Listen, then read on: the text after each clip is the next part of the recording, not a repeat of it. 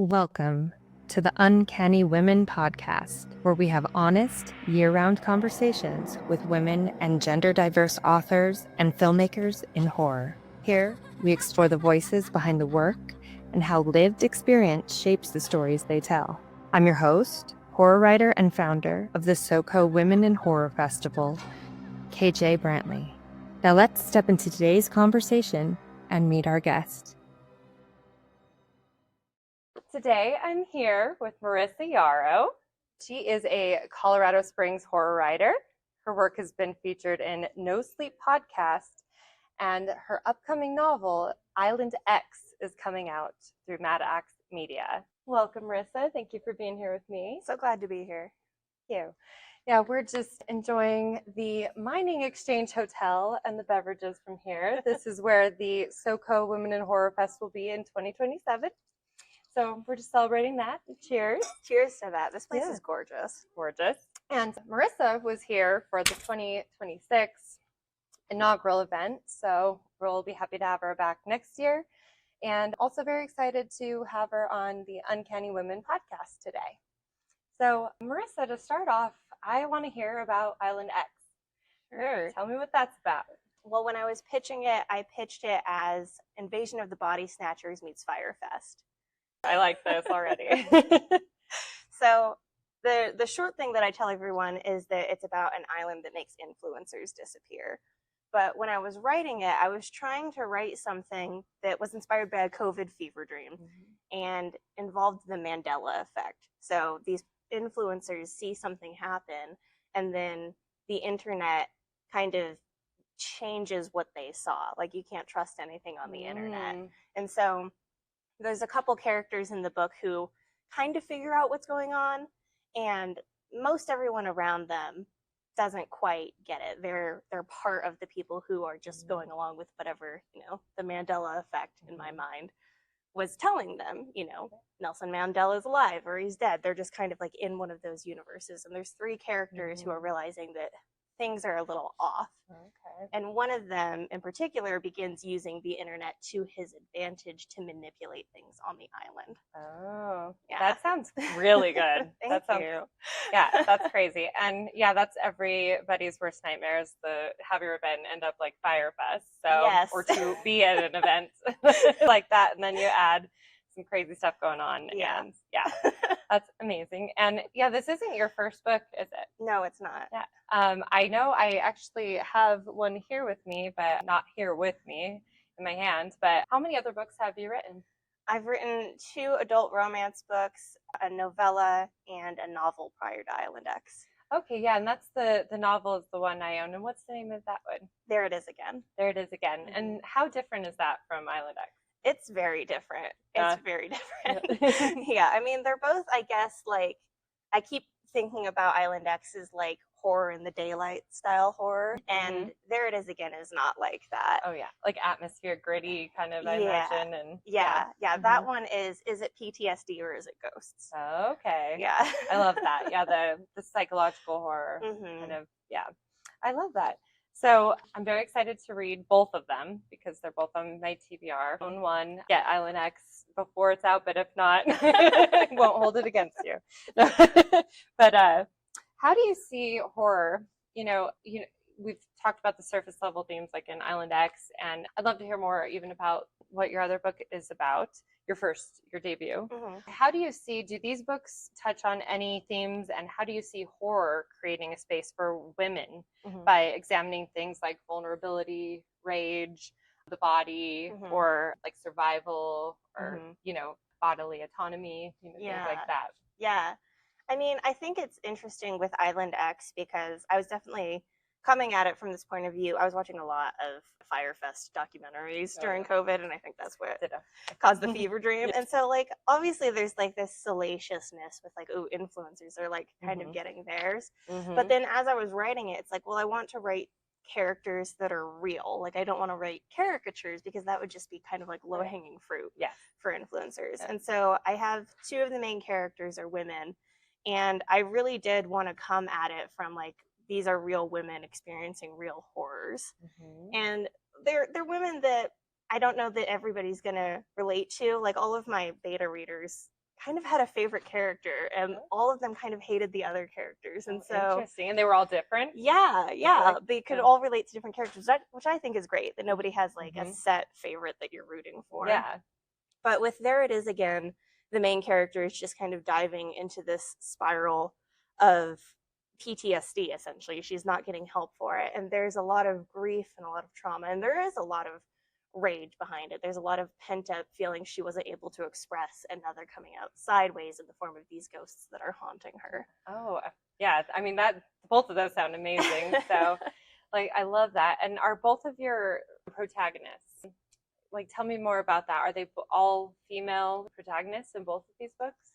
In Island X, one of the main characters is a male protagonist. And I guess I didn't really think about it too much, because I was just like, who are the characters who are going to be at an island festival with support influencers? this story. Yeah. And so there's a online internet magician. That's my male protagonist. Awesome. And then there's a Australian model. And then there's a American Nepo baby. You have to have that. Yeah. We're talking about influencers. Right. And I don't think I've ever written from the point of view of a male character, except for, that third character in Island X. It just doesn't really occur to me to do. Yeah. What was that like? I guess I just thought of him as human, Yeah. And I wasn't trying to emphasize too much that he was male. He was a gay character, so I had a lot of interactions where he was trying to interact with other gay characters on the island. But even that, I was just like, oh, this is just what he's attracted to. He's just a human, Yeah. Not treating it definitely to get into their head or anything. Yeah. And the part where I was getting into his head was like, how is he going to use this to his advantage? Like, his motivations as a character were more important to me than the other stuff that just made him human. Yeah. Yeah. Interesting. Does this have like elements of like, I almost think like Maze Runner or something like that, where it's like they're almost like a game to people, or is this just complete like survival? It's for one of the characters, it's a game. Okay. Yeah. Okay. Without giving away too much. Yeah. Yeah. Okay. Very cool. I love it. So what do you like to explore in your writing? I like to explore trauma, I guess, and I think a lot of my short stories help me explore trauma because it is such a quick burst, like an emotion is. And for my longer stuff, I guess I just want to explore what really scares me, and not being able to remember things clearly scares me. I don't have a great memory as it is, so it's not a stretch of the imagination. I just finished a manuscript that I am querying to agents right now. And that one is about accidentally ending up in a cult. So it's a crunchy to alt-right pipeline sort of thing. And that would terrify me, to find that I've made all the wrong decisions and suddenly I'm in a cult. Yeah. So it kind of runs the gamut of what scares me. No, that's amazing. Yeah, but there does seem to be like a thread of like loss of control there. Yeah. With all of those things. Which makes sense. You have seen the thing that I hope no one would see about me. I'm a recovering control freak. So. Oh yeah. Well, I didn't know that, but that makes sense now. I'm glad I uncovered that. That's funny. Yeah, that's interesting. But yeah, that is scary though, to like lose control. I think that's a lot of people's, like, the way that it manifests is different for everybody, but I think everyone's like scared of the loss of control. Yeah. Especially if something's happening to you that you don't have full control over, or even worse, like you betray yourself. Yeah. Like, that's scary. Yes. Yeah. Absolutely. You can't even trust yourself in your own mind. And yeah. And that sounds amazing. I'm obsessed with cults also. And so, yeah, I like my book that I'm about to start querying as well is like definitely has a big cult aspect to it as well. I'm so excited. Yeah. No, you'll have to definitely be one of my first readers. Oh, I would love that. Yeah. Thank you. I want to hear it too. But yeah, that sounds amazing. And so, yeah, lots of control as a theme, and the crunchy to alt-right, that's like crazy. The thing with cults that I have always been interested in, I think it's the same thing with like why people are obsessed with serial killers, is because I think like you wonder, how could somebody be like this? So with a serial killer, you're like, how could somebody want to do all these crazy things and yet they seem human, but like they don't seem human? But with a cult, it's similar in the way of like, you think, I could never fall for that, like what kind of, you have to be an idiot or something, and that's not always the case. And so that's an interesting like area to explore. So. Yeah, I think I'm also interested in finding empathy for those characters, because I think it's scary to find yourself empathizing with somebody that you think that would never happen to you. Mm-hmm. And then to be like, well, if I did end up on this island and things were changing around me, what would I do? And if I did end up in a cult, what would I do? Right. Like, yeah, how would you actually respond as that person? Yeah, that creates, and then, you realize maybe you aren't so different from these people. Yeah. That's fascinating. I was just talking to Angela today, Angela Sylvain, and, her both Frostbite and Cold Snap of the same series. I don't know. Have you read either of those yet? I have not yet. Yeah, you definitely have to. I know, of course. I know. But she, explores she has the cult dynamics in that, as well as other things like the alien worms and all that. But yeah, there were definitely some characters, even I, when I was reading it, I was like, oh my gosh, I hate this person. Why are they alive? And then through her books and also Angela herself, I was like, oh, I do need to have more empathy for people she's a victim too. So, yeah, I think that's awesome. And that is what we do as writers. That's what you're trying to do. I think that's amazing though. Something that I think obviously you do and Angela is, I'm at least with my current book, I've been trying to explore, kind of evoke empathy, but also kind of explore, the cult dynamics and what it's like for other people, but almost as maybe it's more of me trying to have others empathize with that. But also it's a process of you do discover more about other people and the villains aren't one-dimensional, if you're writing great, doing the characterization well. But I think I love that that's kind of your focus though, in a way, is exploring these characters, having empathy for them. I think that's a different point of view, I guess, in writing those characters. So yeah. I love that. I just say I love that all the time, but I do. That's amazing, and I think that's such a positive feature about you and Angela. Well, thank you. Yeah, absolutely.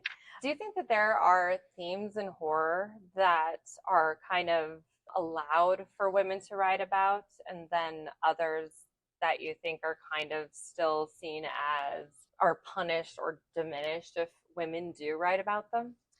I think women are allowed to write about, I think they're allowed to write about the things that men aren't really interested in, like a women for women type thing. Right.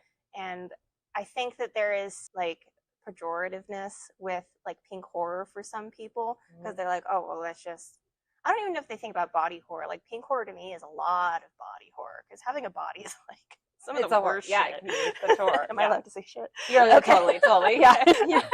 Yeah. But yeah, so I think that, I loved The Substance. I thought it was great. I did too. But the whole, I think it's very allowed to discuss women aging. I think seeing Demi Moore's, 50-year-old body is, big for film. Yes. Yeah. But I think that we're allowed to talk about aging because it's seen as a woman problem. It kind of is. Yeah, because men age, they're fine. Yeah. Everyone, men are 60 and have babies and George Clooney's a silver fox. And silver fox. Go marry 20-year-olds and stuff. But sorry, I'm generalizing. But I think that there is some horror that probably is not taken very seriously. And I think I'm lucky that I've kind of insulated myself to a lot of the conversation, because I really do surround myself with a lot of women in horror, and a lot of the men in horror that I've met are great. And the ones who I have met that aren't great, I'm kind of just I can follow you on social media. I'm not going to read your books. Right. And so I think that there is some holding on to the boys club a little bit. I see that. Yeah. But it might also be dying out. Right. And so there might be some things that are off limits, maybe more of the traditional stuff. I think a lot of people didn't understand Nosferatu, and I keep mentioning movies, but it's easy to relate. Absolutely. And I was talking to somebody recently about how a lot of men they were talking to didn't understand, well, why would she even do that at the end? And it's okay, you and I have different life experiences. Yeah. And you're saying it without saying it. Mm-hmm. So, yeah, I think that there's some stuff that is off limits or won't be understood, but I guess that's just not my target demographic. And I've experienced that since putting out There It Is Again, and there was a lot of people who did not like the way I did that, and it's well, I guess you're not my target demo then. Right. Yeah, I know that is something. Yeah, first of all, that's really interesting. I do think that there are a lot of great men and in horror, but there is I have seen there is this still, it's an OG thing, and not every OG person in horror is like that, but it's an older mindset that some people might still hang on to. Mm-hmm. But yeah, I think also, like you mentioned, you're not going to be for everybody. That's just how it is. You know, I do think it would be great for men, just expanding the genre in general, but more audiences of women in horror. Mm-hmm. You know, and I wonder though, you know, without doing that, you know, there's horror that isn't for everyone, but then at the same time, do you see that as a problem of, like, for example, men not wanting to read women in horror? I mean, I think it can be a problem because there is an issue of gatekeeping. But I also, I mean, as you were talking, I was thinking, it's kind of just the white guys. I mean, it's kind of just the white straight guys because, you know, there's like queer horror that I think is for a different audience but has a wide, that's a large audience. Yeah. And there's like pink horror or horror for women that, I mean, if they want to join us, they can. And if they don't, they're going to end up being the minority. Right. And, you know, there's all these demographics that I want to hear horror from. I want to hear indigenous horror, and I want to hear horror from outside of the United States and the UK, you know? Yep. Yeah.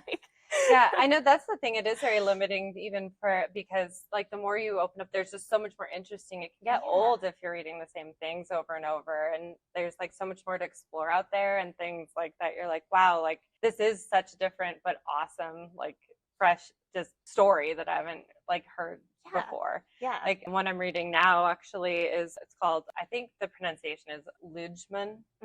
It's a Turkish book. And it's like the name of the house. Like it's like the woman is in, and it's like a horror book about like a postpartum mother who's like abandoned by the father of her children and just this like downward spiral. Yeah.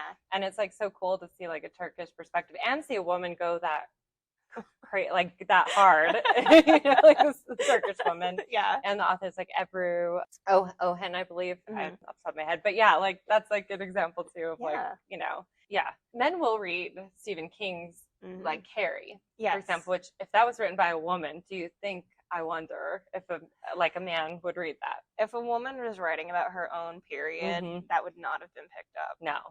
Yeah.